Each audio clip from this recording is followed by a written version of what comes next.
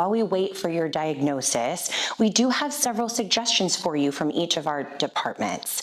So the speech team suggests working on things like modeling language without expectation.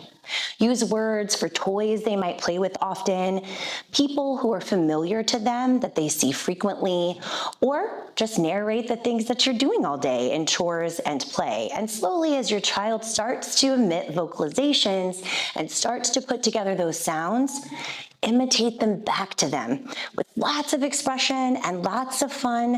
And as you start to hear those things coming back at you again, begin to elongate those sounds and make things a little bit harder for them to say and give them lots of opportunities for language-based activities throughout their day. Our OT team has given some great suggestions for things to start doing at home as well. One of the first things they talk about doing is incorporating playful movements and deep pressure. So that's looking at things like heavy work, maybe taking their stacks of books upstairs to their room, or carrying a half-filled basket from the kitchen to the living room. Things like this are going to help them organize their body and begin to kind of know what their body feels like in space and begin to develop more control over that. At nighttime, there are some things you can work into your nighttime routine that might help promote some better sleep hygiene. And those are going to be things like rocking, slow, gentle, calming movements, maybe even a little something fun like gently pulling them slowly across the floor on a blanket.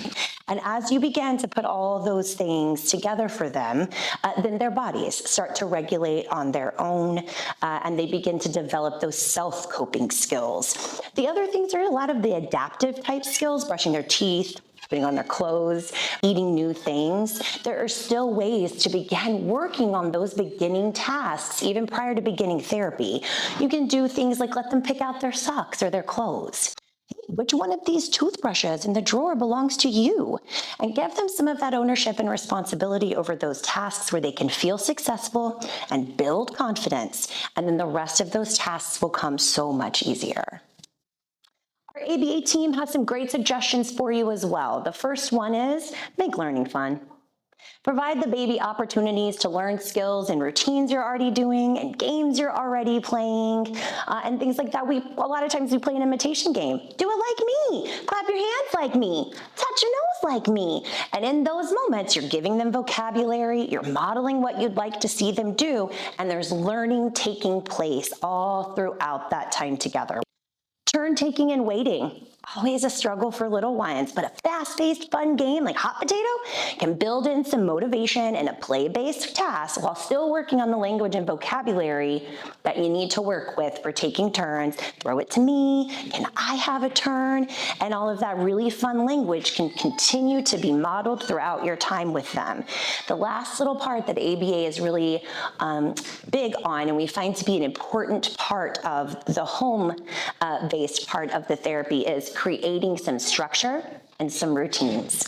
These are the things that are going to make your child begin to be able to predict what's going to happen next and develop confidence in doing that thing next all on their own without your help, right? And you're going to see them start to come around to these ideas outside of the games and the play because you're providing structure and routine where they can predict what's going to happen and build their confidence in the skills.